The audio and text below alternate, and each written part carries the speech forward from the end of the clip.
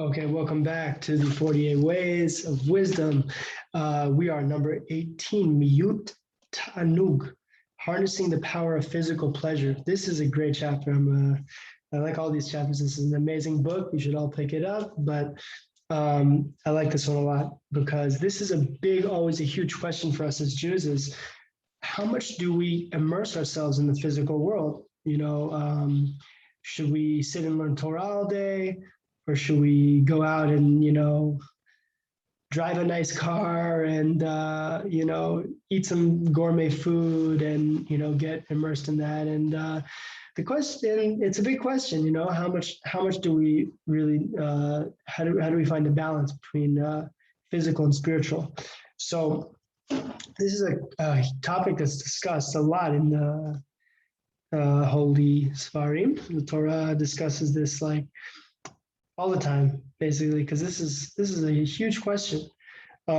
So this chapter is explained really nicely here with a few nice examples. So we'll get into it right now.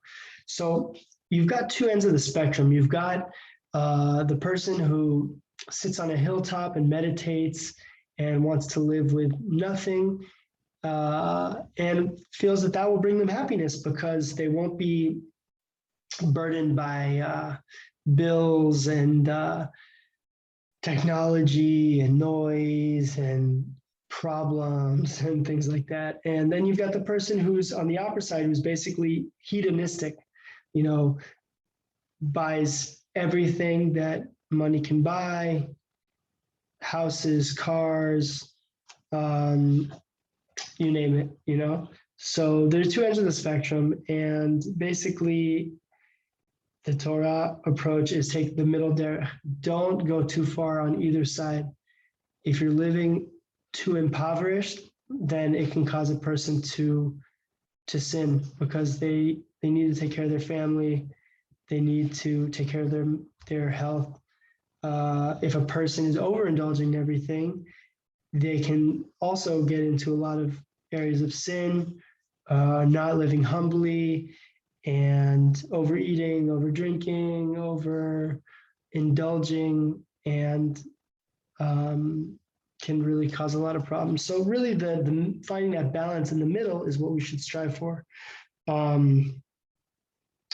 So let's see. We really need to enjoy physical pleasure in life. As the Gemara says, that if a person has the opportunity to taste a new fruit and refuses to do so, he will have to account for that in the world to come. That's from the Talmud Yerushalmi, Masechet Kiddushin, that Hashem wants us to try his delicious fruits and see the amazingly beautiful places, like the Yam HaMelach, go to the north of Israel, the Golan, Galil, down south, the Arava, see the beauty in this world. It's very important, don't go through life without seeing this healthy type of beauty. And we should enjoy the world properly. According to the Torah perspective, spirituality is not achieved from disengaging with the world, meditating on a mountaintop, or fasting in a reclusive monastery. Rather, holiness comes from elevating the physical world. For example, Kiddush. We sanctify Shabbat over a cup of wine. So we elevate the physical as Jews. We make brachas. We see Hashem in all of Hashem's creations. That's our goal. This is nice, we should live lives like a connoisseur. Two really nice examples are given. First of all, let's say someone has a huge thing of popcorn, right? Huge vat of popcorn, and they just eat away at it, let's say take 800 bites of popcorn. And you ask them what was the tastiest bite? They'll either say the first one, where you get that first delicious taste of popcorn, or you need to have more after that, or the last bite, where after you eat that, you look and there's one kernel left and you say, all right, I have to really savor this because after this I finished all the popcorn. So that last bite, you pause for a second before having that last kernel and you think about it, how much you're gonna enjoy, and then you just enjoy it. So that's great that we enjoy the first and the last bite, but what about all the bites in the middle? If we can work on our connoisseurship of really enjoying every bite, maybe slowing down how we eat, tasting the food, not just with food, with other things in life too. Some examples here given, like just a nice breeze, or a nice thing someone says to you, or if you're able to do something, something makes you laugh, or things like that. Just appreciate it. The life is good, and we have nice little things like that. It doesn't have to be winning the lotto to realize, whoa, we have all this bracha in life. There's the little things that are really special. That we can move, that we're healthy, that we have a roof over our head. Things like that need to be appreciated. So another example of like living like a connoisseur is if you ever see like a wine connoisseur, what do? They don't just pour a glass of wine and, guzzle it down. They, they smell, they put the wine in a fancy special cup and they look at the color of the wine and the light, smell it, stir it around, taste it, let it hit all the different parts of the palate. And then they even spit it out sometimes, not to get drunk from it. It's just purely a tasting experience. So that's really savoring a little thing, and sometimes, especially with food, you can just shovel it in your mouth, not think. And we do this with all things in life too, just go on autopilot and not realize how special these little things are. So we should be a connoisseur of life. See the sunrise, you see, you get to jump into some nice cold water on a hot day, a nice coffee in the morning or a smoothie, come back from a good workout, things like that. Just appreciate it. Hashem is good. We live in a good world, and even though there's negative things going on too, we should really try to see the good. All the time, and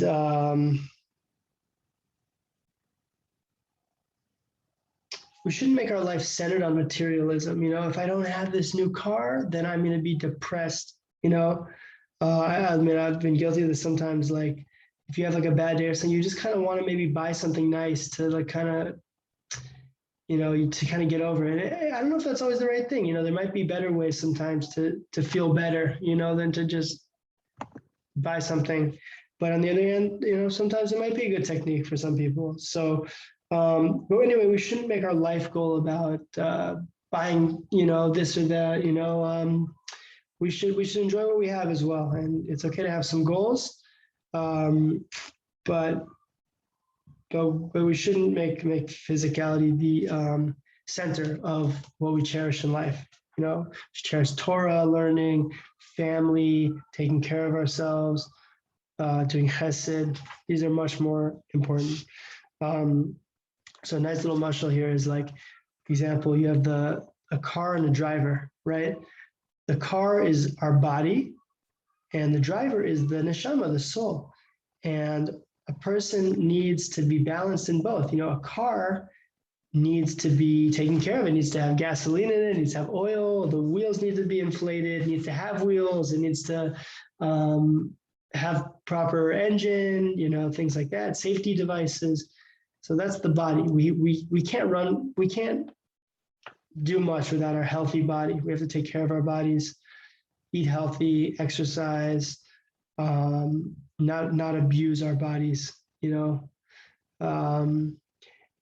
then you got the driver, which is the soul. A car can't move without a driver, unless you it's put on a hill and someone it's just. But even still, you need someone to release the handbrake or whatever.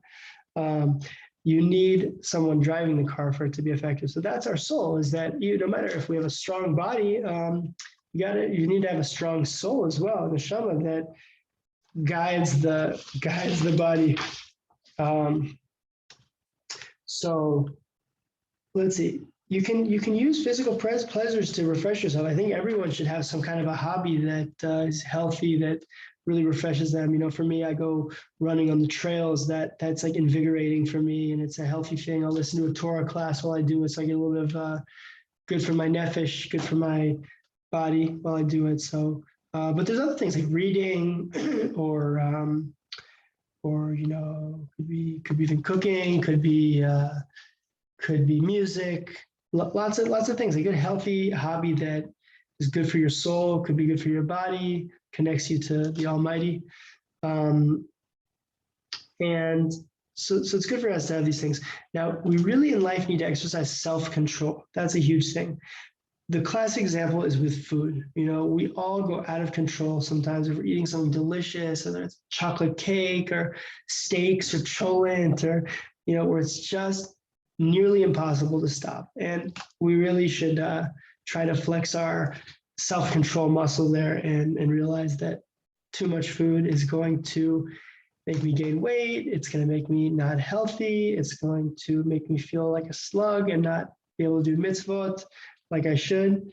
And so we really, just like we exercise self-control in a diet, or we should, and it's very difficult, we should exercise self-control in all aspects of life, you know, making sure that we're not watching too much TV, or that we're not wasting too much time, or, you know, just not doing things that are negative and harmful to us. So habits like these are hard to change no matter how determined we are, because they're ingrained responses that we mistakenly think will alleviate our pain. Oh, yeah. Change requires understanding your triggers and consciously choosing to soothe yourself in a more productive way that are in line with your values and goals. So if we want to change, we have to really work on it to make change. You know, if we know we have a problem with eating too much, with certain things, checking our phones too much, whatever it may be, it takes a lot of work and strategy and planning and help, maybe from other people.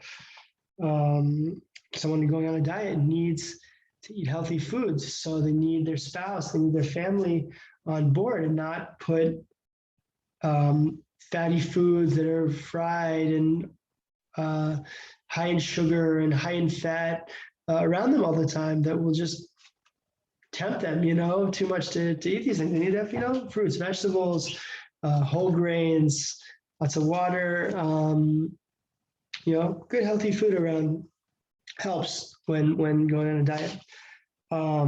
So we need to really stay focused in life. We need to be tough. We need to rule over the material world and don't let it rule over you. So we should really hopefully internalize some of these points. Let's go over it. We should take the middle derech, not underindulge, not overindulge. Enjoy the permissible pleasures of life wisely. Be mindful living, mindful eating. Be a connoisseur. Not just the first or last bite of the popcorn, but the whole vat. You know, enjoy every bite. And the mashal, the car is like the body, and the driver is the neshama. They need to work together, the body and the soul. If the body's not healthy, the soul will not be healthy. If the soul is not healthy, the body will not be healthy. That's how it goes. Practice self-control like in a good diet. So this is tough, but this is what life is about: mastering our the areas where we're weak. And if we can do that, we will become stronger, healthier people, healthier bodies, healthier neshamas, and we'll feel very good about that. So that's it for number 18. Next time we'll be at number 19, which is Miy'ut, Shena, minimizing sleep. Thanks a lot.